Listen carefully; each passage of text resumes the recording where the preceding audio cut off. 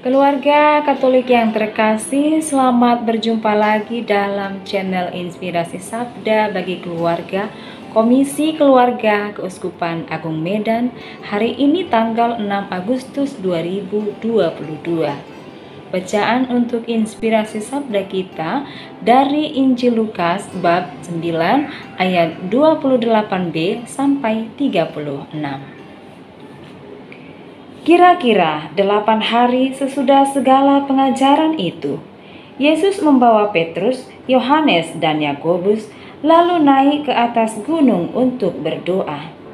Ketika ia sedang berdoa, rupa wajahnya berubah dan pakaiannya menjadi putih berkilau-kilauan.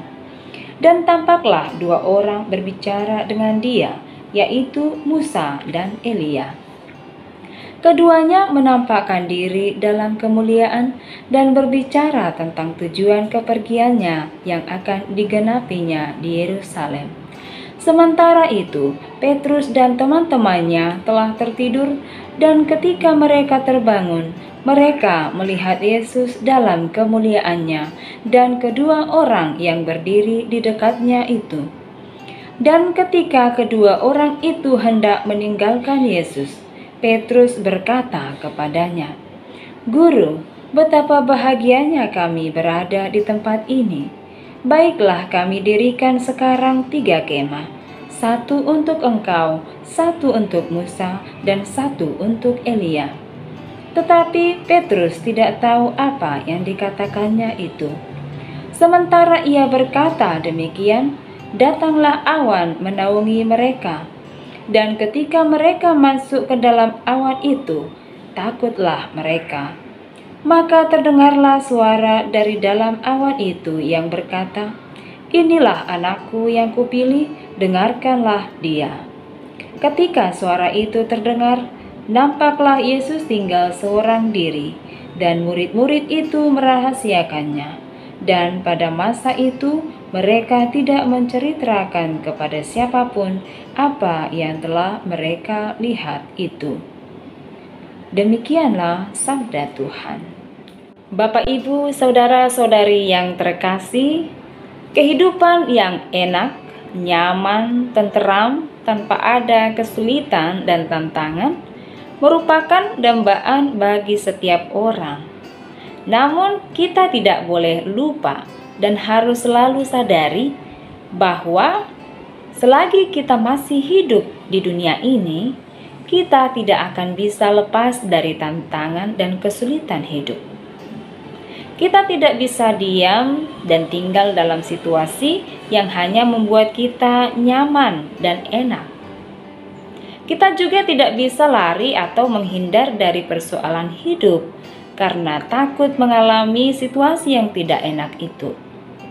Tapi kita harus berani keluar dari diri kita, berani menghadapi setiap tantangan dan kesulitan hidup kita, serta mencari cara agar kita dapat menerima kenyataan yang memampukan kita pada akhirnya merasa bahagia.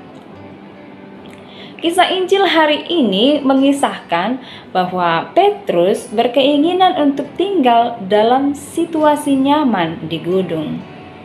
Hal ini dapat menggambarkan sikap manusiawi kita, bahwasanya ada kalanya muncul keinginan dalam diri kita untuk ingin selalu merasakan dan mempertahankan hal-hal yang membuat kita nyaman, enak, memuaskan, menyenangkan.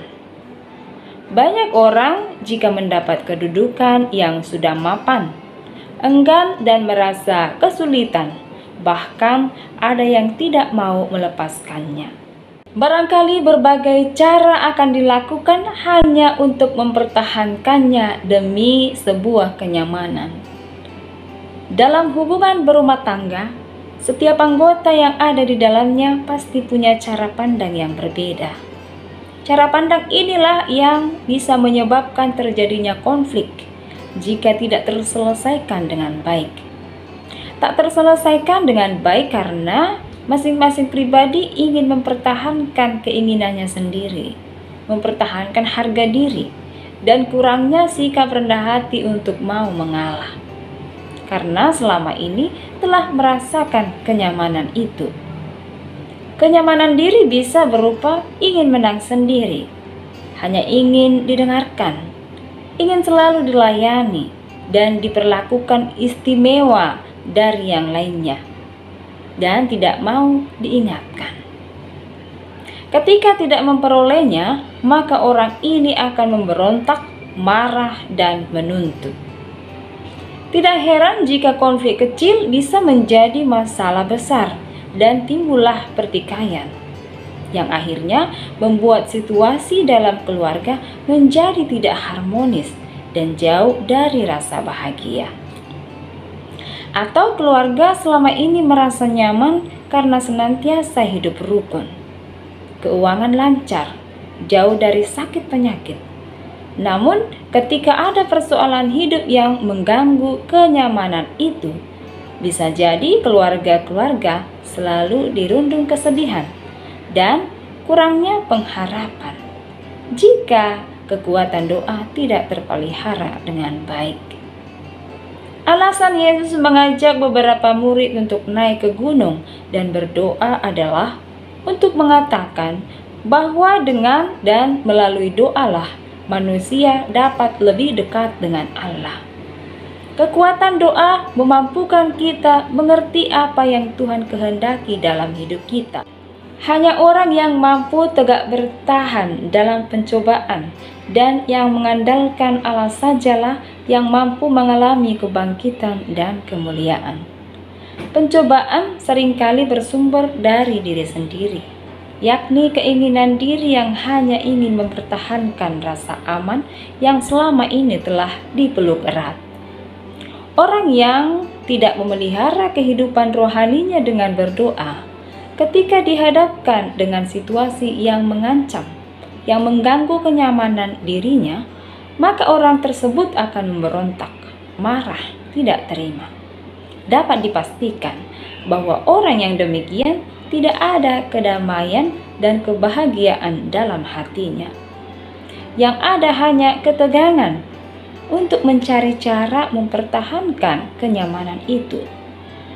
Jiwa kita akan gersang jika selalu mengagungkan, mendewakan, membanggakan kenyamanan diri.